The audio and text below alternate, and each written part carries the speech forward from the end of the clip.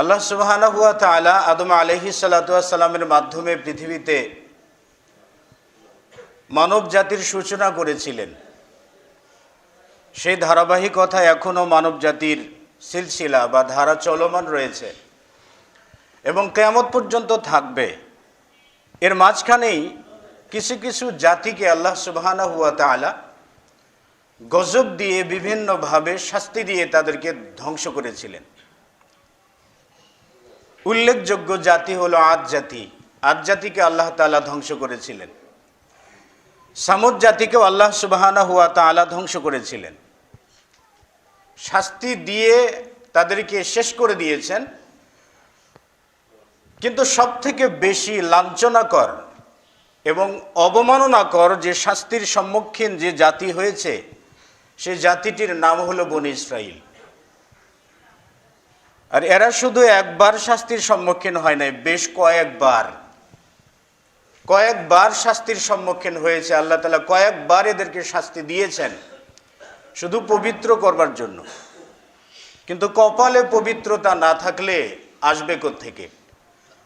আবু তালেব রাসূল সাল্লাল্লাহু আলাইহি ওয়াসাল্লামের চাচা হওয়া সত্ত্বেও সারা জীবন পাশে থাকলেন, সারা জীবন সব কিছু দিয়ে তাকে সাহায্য করলেন, কিন্তু কখনো কালেমা পড়ে আল্লাহ সুবহানাহু ওয়া তাআলার প্রতি বিশ্বাস স্থাপন করে মরার মতো সৌভাগ্য তার কপালে জুটেনি। তো আল্লাহ সুবহানাহু ওয়া তাআলা যদি সৌভাগ্যতা এটা যদি তকদিরে কপালে লিখে না রাখেন, তাহলে কারো পক্ষে এটা পাওয়া সম্ভবপর নয়। কথায় আছে না, রাখে আল্লাহ মারে কে, আর মারে আল্লাহ রাখে কে। আল্লাহ তাআলা যাকে মারবেন তাকে রক্ষা করার কেউ নেই, যাকে রক্ষা করবেন তাকে মারারও কেউ নেই। তো এরকমই একটা জাতি বনী ইসরাইল জাতি। বনী ইসরাইল জাতির উপরে পর্যায়ক্রমে কয়েকবার তারা শাস্তির সম্মুখীন হয়েছে এবং সেই বনী ইসরাইলের শাস্তির ধরনটা বর্তমান সময়ে মনে হয় যে পুনরাবৃত্তি ঘটছে। আমার কাছে এটাই মনে হয় যে ওটেরই পুনরাবৃত্তি ঘটছে। ঠিক যে ধরনের শাস্তি সে সময় এসেছিল, আমাদের সময় সে সময় শাস্তি এসেছে এবং আমরা হয়তো বিভিন্ন দিকে বিভিন্নভাবে আমরা চক্ষু ঘুচালিয়ে দেখতে পারবো। সেই সময় তারা মুসা আলাইহিস সালাতু ওয়াস সালামের প্রতি নির্যাতন করত। আল্লাহ সুবহানাহু ওয়া তাআলা তাই বলছেন, ওয়ালা নুযীকান্নাহুম মিনাল আযাবিল আদনা দুনাল আযাবিল আকবার। আল্লাহ তাআলা বলছেন যে অবশ্যই আমি তোমাদেরকে শাস্তির স্বাদ গ্রহণ করাবো। দুনাল আকবার, দুন আযাবিল আকবার, বড় শাস্তি ছাড়া ক্ষুদ্রতম শাস্তির, ছোট শাস্তির স্বাদ তোমাদেরকে আস্বাদন করাবো। কেন? মিনাল আযাবিল আদনা দুনাল আযাবিল আকবার লাআল্লাহুম ইয়ারজিউন, যাতে তারা ফেরত আসতে পারে, যাতে তারা শাস্তির প্রভাবে শাস্তি পেয়ে যাতে হেদায়েতের পথ খুঁজে পায়। তো আল্লাহ সুবহানাহু ওয়া তাআলা মানব জাতিকে বিভিন্ন সময় শাস্তি দিয়েছেন। উদ্দেশ্য হলো তারা যাতে হিদায়াত পায়, তারা যাতে আল্লাহ সুবহানাহু ওয়া তাআলাকে খুঁজে পায়। এজন্য বিভিন্ন সময় বিভিন্নভাবে শাস্তি দিয়ে তাদেরকে সতর্ক করেন। আল্লাহ সুবহানাহু ওয়া তাআলা বনী ইসরাইলদের উপরে যে শাস্তিটা আরোপ করেছিলেন, সূরাতুল আরাফে আল্লাহ তাআলা বলছেন, ফাআরসালনা আলাইহিমুত তুফানা ওয়াল জারাদা ওয়াল কুম্মাল ওয়াদ-দাফাদিআ ওয়াদ-দামা আয়াতিন মুফাসসালাতিন ফাস্তাকবারু ওয়া কানু কওমান মুজরিমিন। আল্লাহ সুবহানাহু ওয়া তাআলা বলছেন যে ফাআরসালনা আলাইহিমুত তুফান, আমি তাদের উপরে তুফান বা ঝড় অবতীর্ণ করলাম। কাদের উপরে? বনী ইসরাইলদের উপরে। ওয়াল জারাদা, এবং পঙ্গপাল, টিড্ডি বা ফড়িং, এগুলো প্রেরণ করলাম। ওয়াদ-দাফাদিআ, ব্যাঙের শাস্তিও তাদের উপরে দিলাম। ওয়াদ-দাম, এবং রক্তের শাস্তি দিলাম। এটা আলাদা আলাদাভাবে স্পষ্ট করে আল্লাহ তাআলা শাস্তি দিলেন। ফাস্তাকবারু ওয়া কানু কওমান মুজরিমিন, তারা অহংকার করলো আর তারা ছিল পাপিষ্ঠ জাতি। এটা বনী ইসরাইলদের ইতিহাস। তাহলে বনী ইসরাইল কিন্তু আমাদের পূর্ববর্তী জাতি। এই বনী ইসরাইলদের উপর আল্লাহ সুবহানাহু ওয়া তাআলা বিভিন্ন রকমের শাস্তি দিয়েছিলেন। মুসা আলাইহিস সালাতু ওয়াস সালামকে যখন আল্লাহ সুবহানাহু ওয়া তাআলা ডাকলেন, তুর পর্বতে ডাকলেন, ইজনাদা রাব্বাহু বিল ওয়াদিল মুকাদ্দাসি তুয়া, যখন আল্লাহ তাআলা মুসা আলাইহিস সালাতু ওয়াস সালামকে তুয়া নামক উপত্যকায় ডেকেছিলেন, ডেকে আল্লাহ তাআলা মুসাকে বলছিলেন, ইযহাব ইলা ফিরআউন ইন্নাহু তাগা, হে মুসা তুমি ফেরাউনের কাছে যাও, নিশ্চয়ই সে সীমা লঙ্ঘন করেছে। সে আমার সীমা অতিক্রম করেছে, তুমি ফেরাউনের কাছে যাও। মুসা আলাইহিস সালাতু ওয়াস সালাম ফেরাউনের কাছে গেলেন দাওয়াত দেবার জন্য। সঙ্গে নিয়ে গেলেন দুটো মুজিজা। একটা হলো লাঠি, যেটা জমিনে ফেললে সাপ হয়, হাত দিয়ে ধরলে আবার লাঠি হয়। আর একটা হলো বগল থেকে তার শুভ্রতা বের হওয়া। এই দুটো নিয়ে গেলেন। আর ফেরাউনের অনুচরেরা জাদুঘরদেরকে জমা করলেন, জাদুর প্রতিযোগিতা শুরু হলো। এর পূর্বে প্রতিশ্রুতি ছিল যে মুসা যদি জাদুঘরদেরকে পরাজিত করতে পারে, তাহলে ফেরাউন এবং ফেরাউনের সদল বল যারা আছে তারা ঈমান আনবে, ঈমান এনে মুসার অনুসারী হয়ে যাবে, বনী ইসরাঈলদেরকে মুসা আলাইহিস সালাতু ওয়াস সালামের সাথে যাবারও অনুমতি দিবে। এই শর্তের ভিত্তিতেই জাদুর আয়োজন করা হয়। কিন্তু যখন জাদুতে ফেরাউন এবং ফেরাউনের আমালেকা গোত্রের লোকজন পরাজিত হলো, পরাজিত হওয়ার পর তারা আবার সেই বেঈমানি থেকে গেল। তার মানে তারা আর ঈমান আনলো না, তাদের দেওয়া প্রতিশ্রুতি তারা পূর্ণ করলো না।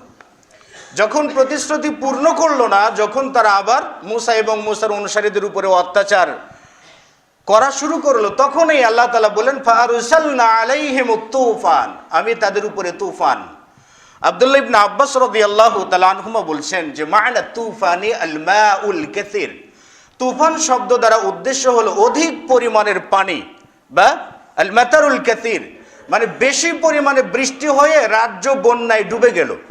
বনী ইসরাঈলরা যখন ফসল উৎপাদন করতে পারছে না, পেটে ক্ষুধা লাগলে সবাই কথা শুনে, কিন্তু পেট কথা শুনে না। পেট যখন ক্ষুধায় কাতর, কিছু খাবার পায় না, তখন তারা সদল বলে এসে মুসা আলাইহিস সালাতু ওয়াস সালামকে বলছে, ও মুসা উদউল্লাহ লানা, হে মুসা তুমি একটু আমাদের জন্য দোয়া করো। ফাইন কাশাফতা আন্নার রিজসা, হে মুসা তুমি যদি আমাদের উপর থেকে এই শাস্তিটা তুমি দূর করে দাও, তাহলে আমরা অবশ্যই লানুমিনান্না লাকা ওয়া লানুরসিলান্না মাআকা বনী ইসরাঈল, তাহলে আমরা অবশ্যই তোমার আল্লাহর প্রতি বিশ্বাস স্থাপন করব, বনী ইসরাঈলদেরকেও তোমাদের সাথে যেতে দেব। মুসা আলাইহিস সালাতু ওয়াস সালাম দোয়া করলেন। দোয়া করার পর যখন শাস্তি চলে গেল, কিন্তু লাম ইয়াফিউল উহুদাহুম, তারা তাদের প্রতিশ্রুতি আর পূর্ণ করলো না। প্রতিশ্রুতি পূর্ণ না করে যখন অবাধ্যতায় তারা অবিচল থাকলো, তখন আল্লাহ সুবহানাহু ওয়া তাআলা এরপর ফারসালনা আলাইহিমুত তুফান ওয়াল জারাদা, এরপরে টিড্ডি বা ফড়িং, পঙ্গপাল পাঠিয়ে দিলেন আল্লাহ তাআলা।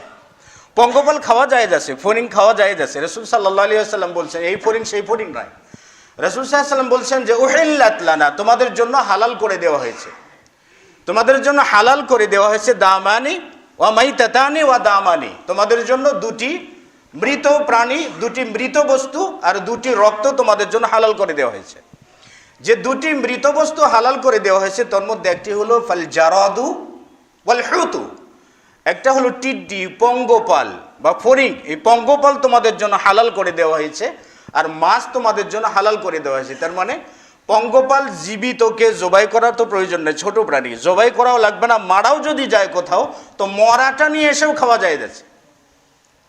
রাসূল সাল্লাল্লাহু আলাইহি ওয়াসাল্লাম অন্য জায়গাতে বলছেন ইন্না লিল্লাহি আজনাদ, আল্লাহ সুবহানাহু ওয়া তাআলার জন্য অনেকগুলো সৈন্য, অনেকগুলো মাখলুক আল্লাহ তাআলা সৃষ্টি করেছেন, কিন্তু কতগুলো আমি লা আকুলু ওয়ালা উহাররিমুহু, কতগুলো আমি খাই না আবার হারামও করি না। যেগুলো তো খাই কতগুলো খাই না, আবার এগুলোকে হারামও করি না। আল জারাদু মিনহুন্না, জারাদ বা পঙ্গপাল এটা এদেরই অন্তর্ভুক্ত। তার মানে জারাদ বা পঙ্গপাল এটা খাওয়া জায়েজ আছে। আব্দুল্লাহ ইবনে আব্বাস রাদিয়াল্লাহু তাআলা আনহু সুদ্দি, এরপরে আবু কাতাদা রাদিয়াল্লাহু তাআলা আনহু, এরপরে মুজাহিদ রাহিমাহুল্লাহ সকলেই বলছেন যে এখানে আল মুরাদু বিল জারাদ, এখানে জারাদ দ্বারা উদ্দেশ্য হলো এই টিড্ডি বা পঙ্গপাল দ্বারা তারা ব্যাখ্যা করেছেন তার মাথাটা হলো সিংহের মাথার মতো, পেটের প্রান্তটা হলো সাপের মতো, এরকম করে তারা নিজেদের মতো করে ব্যাখ্যা বিশ্লেষণ করেছেন। তবে তাফসীর ইবনে কাসিরে উল্লেখ করা আছে যেই টিড্ডি বা পঙ্গপালকে আল্লাহ তাআলা পাঠিয়েছিলেন, এই পঙ্গপাল তাদের গাছরা সবগুলো খেয়ে ফেললো, এমনকি ঘরের চৌকাঠ তারা বানিয়েছিল লোহা দিয়ে, লোহার চৌকাঠগুলো খেয়ে জুরজুরা করে দিল, ঘরগুলো পড়ে যায়। উপায় কি? বাঁচার তো আর উপায় নাই। তখন তারা মুসাকে বলছে, ও মুসা উদউল্লাহ লানা, তুমি একটু আল্লাহর কাছে দোয়া করো, যে প্রতিশ্রুতি তোমার রবের কাছে তুমি করেছো আর তোমার রব তোমার কাছে করেছে, একটু দোয়া করো। আর লাইন কাশাফতা আন্নার রিজসা, যদি তুমি আমাদের এই বিপদটাকে দূর করে দাও, লানুমিনান্না লাকা ওয়া লানুরসিলান্না মাআকা বনী ইসরাঈল, অবশ্যই আমরা তোমার প্রতি বিশ্বাস স্থাপন করব এবং বনী ইসরাঈলদেরকেও তোমাদের সাথে পাঠিয়ে দেব। কি করবেন মুসা আলাইহিস সালাতু ওয়াস সালাম? এমনিতেই রাগিল মানুষ তো, মুসা আলাইহিস সালাতু ওয়াস সালাম তুলনামূলক রাগিল, কিন্তু নবুয়ত দায়িত্ব বোধ তাকে একেবারেই শিথিল করে দিয়েছে। মুসা আলাইহিস সালাতু ওয়াস সালাম আবারও দোয়া করলেন আল্লাহর কাছে। দোয়া যখন করলেন তখন বিপদ যখন উঠে গেল তখন আবারও তারা সীমা লঙ্ঘন করল। এই বনি ইসরাইল ইহুদি কারা? যাদের আপনার বলেন যে চামড়া নাই, গন্ডারের চামড়া, চোখেও কোনো চাম নাই, লজ্জা শরম হায়া বলতে কিছু যদি থেকে থাকে তাহলে ওই জাতি ছাড়া সব জাতিরই আছে। এর জন্য অভিশপ্ত জাতি এরা, অভিশপ্ত জাতি। কিয়ামত পর্যন্ত তাদের নিজস্ব কোনো ভূখণ্ড থাকবে না, কিয়ামত পর্যন্ত তার নিজস্ব কোনো ভূখণ্ড পাবে না। ফিলিস্তিন দখল করে রেখেছে, দখল করেই থাকতে হবে।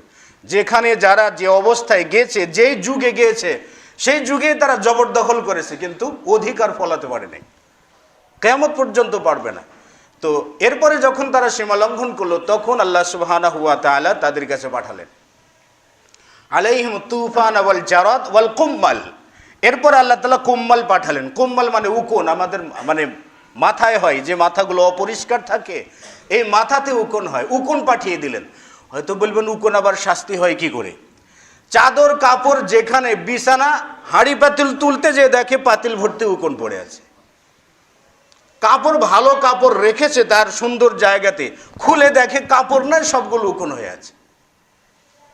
যেখানে যায় হাটে ঘাটে মাঠে সব জায়গাতে উকুন আর উকুন। বিপত্তে এত উকুন থাকলে চলে? আবার মুসাকে বললেন, মানে বিড়াল যখন গাছে উঠে, যদি বলেন যে বিড়াল তুমি গাছে কেন, তখন বিড়াল কি বলে জানেন? ঠেলার নাম বাবজি। আসলে হয়েছে ঠেলার নাম বাবজি। এখন মুসার কাছে এসে বলছে, ও মুসা উদুল্লাহ আলানা, তুমি একটু আমাদের জন্য দোয়া করো যাতে আল্লাহ তাআলা আমাদেরকে বিপদ থেকে যদি উদ্ধার করেন তাহলে লানুমিনান্না লাকা।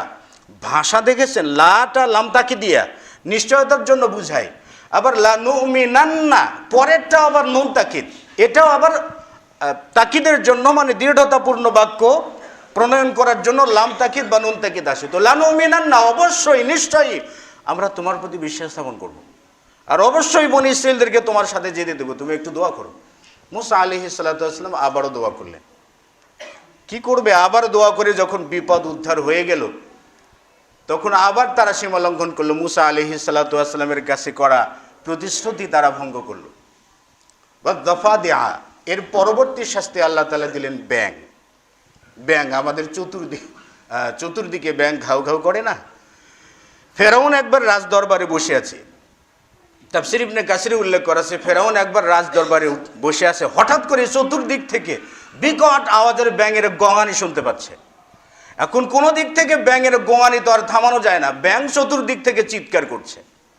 আব্দুল্লাহ ইবনে আব্বাস রাদিয়াল্লাহু তাআলা আনহুমা বলছেন যে ফিল আতইমাতি, তাদের খাদ্যের যে পাত্রগুলো আছে, ওয়াল আনিয়াতি পানীয় পাত্রে, খাবারের পাত্রে, পোশাক আশাক পরিচ্ছদ, এমনকি চুলার পারে যে আগুন জ্বালাবে দেখছে চুলা ভর্তি ব্যাঙ উঠে আছে। এই ব্যাঙের শাস্তি আল্লাহ তাআলা দিলেন। তারপর কি করবে? আবার বলছে মুসা দোয়া করো, আল্লাহ যদি আমাদেরকে এখান থেকে বাঁচায় তাহলে আমরা অবশ্যই বিশ্বাস স্থাপন করব। মুসা আলাইহিস সালাতু ওয়াস সালাম আবারও দোয়া করলেন। আবারও যখন দোয়া করলেন তখন আবারও শাস্তি দূর হয়ে গেল, আযাব শেষ হয়ে গেল, তারা আবার সীমা লঙ্ঘন করলো। এরপরে আল্লাহ তাআলা পাঠালেন ওয়াদ্দাম, রক্ত, নদীতে রক্ত, টিউবওয়েলে রক্ত, নলকূপে রক্ত, হাঁড়ি পাতিল সব জায়গাতে রক্ত। প্রস্রাব করতে গেলে প্রস্রাব পড়ে না, রক্ত পড়ে। এমন একটা অবস্থার যখন সৃষ্টি হয়ে গেল তখন আবার বলছে মুসা তুমি দোয়া করো, যদি এবার আমরা মুক্তি পাই তাহলে অবশ্যই আমরা ঈমান, লানুমিনান্না লাকা ওয়া লানুরসিলান্না মাআকা বানি ইসরাঈল, অবশ্যই আমরা বিশ্বাস স্থাপন করব এবং বনি ইসরাঈলদেরকে তোমাদের সাথে যেতে দেব। আল্লাহ সুবহানাহু ওয়া তাআলা মুসা আলাইহিস সালাতু ওয়াস সালামের দোয়ার বরকতে সেটাও করলেন, কিন্তু ফাস্তাকবারু, তারা অহংকার করলো, তাকাব্বুরি করলো। ওয়া কানু কওমান মুজরিমিন, তারা পাপিষ্ঠদের অন্তর্ভুক্ত ছিল। এরা পাপিষ্ঠ সম্প্রদায়, পাপাচারী সম্প্রদায়। তাহলে একটা আয়াতে বনি ইসরাঈলদের উপরে 5 ধরনের শাস্তি আরোপ করেছিলেন আল্লাহ তাআলা। আর মুসা আলাইহিস সালাতু ওয়াস সালাম 5 বারই দোয়া করেছিলেন তাদের জন্য, তাদের বিপদ মুক্তির জন্য 5 বারই দোয়া করেছিলেন।